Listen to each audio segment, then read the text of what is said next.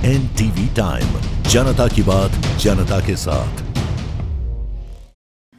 व्यापारियों ने सांसद रमेश अवस्थी का विकास कार्य को लेकर किया सम्मान। कानपुर से भाजपा के सांसद रमेश अवस्थी का आज व्यापारियों ने उनके आवास पर जाकर सम्मान किया। व्यापारियों का कहना था कि जब से रमेश अवस्थी सांसद बने हैं तब से कानपुर में चौमुखी विकास कार्य हो रहे हैं।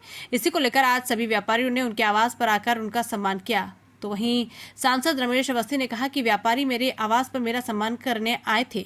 उनका कहना था कि आपका सांसद बनते ही कानपुर का विकास तेजी से बढ़ा है। वहीं संस्थान सबने कहा कि 24 अप्रैल को मेट्रो के सेकंड फेज के उद्घाटन के लिए देश के प्रधानमंत्री नरेंद्र मोदी कानपुर आ रहे हैं। उनके आने से कानपुर के विकास कार्यों को और तेजी से पंख मिलेंगे। कानपुर से विशाल सैनी की रिपोर्ट। सांसद जी का सम्मान किया है, क्या किस बार सम्मान किया है? देखिए, मुझे लगा कि सांसद जी लगातार कानपुर महानगर के लिए एक अच्छा सा कार्य कर रहे हैं। जो अभी तक ऐतिहासिक कार्य जो अभी तक नहीं हुए थे, जो बाकी थे, वो सारे कार्य उनके द्वारा किए जा रहे हैं और लगातार हम देख रहे हैं। लगभग 10 महीने हो चुके हैं और 10 महीने में लगातार मुझे लगता है कई ऐसे उन्होंने कार्य कर दिए हैं जो पूरे कानपुर की जनता को एक तरीके से वो चाहत थी और बहुत ज़रूरत थी। उस ज़रूरत पर उन्होंने कार्य किया है। तो मुझे लगा है ऐसे सांसद के घर चल करके उनका स्वागत और सम्मान बनाना चाहिए, ताकि कानपुर की प्रगति के लिए वो दिन रात एक और कर दें। और आने वाले जब हो गए चुनाव तो उसमें दिखाई पड़ेगा कि कानपुर के सांसद ने एक भव्य कार्य जो है कानपुर बनाया है, उसके साथ सज्जा बढ़िया करी है और कानपुर के रोडों का विकास किया है, कानपुर में पुलों का और एलिवेटेड रोडों का और जो मेट्रो ट्रेन सबका उन्होंने जो कार्य किया, उस पे लेकर के आज हनुमान जयंती के दिन पर पे हनुमान जी की कृपा कानपुर महानगर के वासियों पर बनी रहे, इसीलिए आज उनके घर जाकर के स्वागत सम्मान किया। सम्मान किया है आपके कार्यों को लेकर, किसने सम्मान किया, क्या? आज व्यापारी संगठन हमारे आवास पे आए थे। उन्होंने कानपुर में हो रहे विकास कार्यों के तहत मुझे सम्मानित किया। जो हमारे व्यापारी संगठन के बिन गुप्ता जी, इनके नेतृत्व में कई लोग आए थे और कई भी संगठन के लोग थे। उनका कहना था कि कानपुर में काफ़ी सालों बाद विकास की किरण दिख रही है।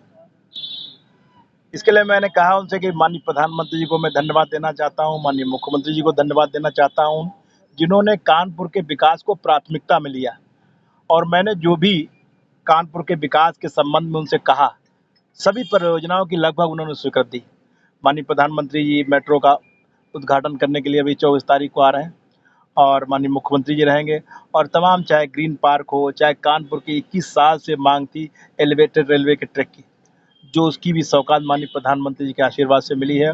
और यहाँ कानपुर का एक रेलवे ट्रैक जो बंदना से लेकर और अमरगंज तक बनने जा रहा है, जिससे कानपुर की मुझे लगता है जाम की 60% से ज़्यादा समस्या समाधान हो जाएगी।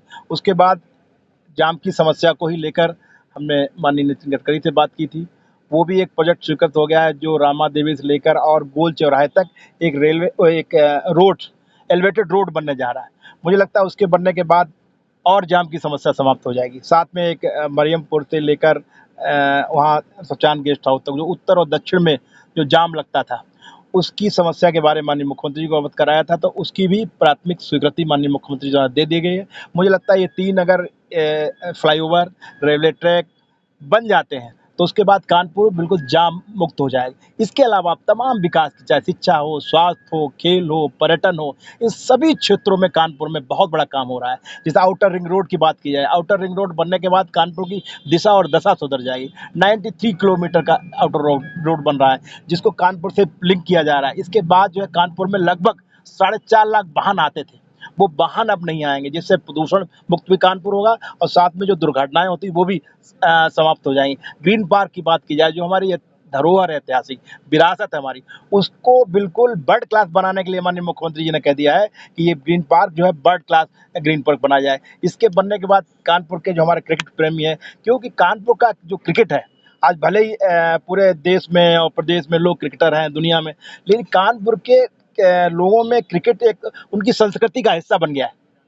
तो सबसे ज़्यादा क्रिकेट प्रेमी कानपुर में। इसके बनने के बाद कानपुर में T20 भी होंगे, वनडे भी होंगे और IPL मैच भी होंगे इसके बनने के बाद।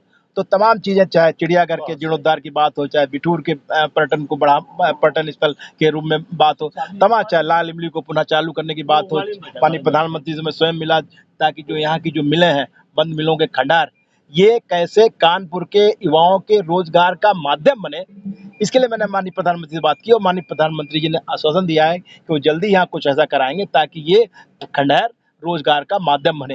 माननीय प्रधानमंत्री जी के आने के बाद कानपुर में काफ़ी उत्साह है, लोग लोगों का मानना है माननीय प्रधानमंत्री जाएंगे तो कानपुर के लोगों को और कुछ दे जाएंगे। इससे पहले माननीय प्रधानमंत्री जी जब आए थे उसके बाद ही कानपुर के विकास की जो रूपरेखा थी वो तैयार की गई थी। उसके बाद जब मैं लोकसभा का मेंबर चुना गया तो उसके बाद मैं माननीय प्रधानमंत्री जी से, माननीय मुख्यमंत्री जी से मुलाकात की तो उन्होंने कहा कि कानपुर का विकास उनकी प्रतिबद्धता में है और वो दिख भी रहा है। मुझे लगता है कि अगले 5 साल का जो मेरा कार्यकाल है उस कार्यकाल में कानपुर के विकास जो 50 साल में नहीं हुआ वो 5 साल में होगा और इसके लिए मैं सभी अपने कानपुर वासियों का भी धन्यवाद देना चाहता हूँ कि उन्होंने मुझे यहाँ का सांसद चुना, उन्होंने मुझ पर भरोसा जताया, विपरीत परिस्थितियों में मुझे यहाँ जिताया तो उसके लिए मैं आभार व्यक्त करता हूँ। निरंतर उनका सहयोग मिलता रहता है, उनका आशीर्वाद मिलता है, उनके आशीर्वाद उनके सहयोग की जो ताकत है उस ताकत के बदौलत ही मैं कानपुर के विकास के लिए प्रतिबद्ध हूँ और मुझे लगता है कानपुर भी माननीय प्रधानमंत्री जी का जो विजन है कि उन्होंने विकसित भारत का सपना देखा है उसी विजन को आगे बढ़ाते हुए हम लोग भी कानपुर को विकसित कानपुर बनाएंगे और कानपुर का पुराना गौरव और पुराना वैभव वापस होगा।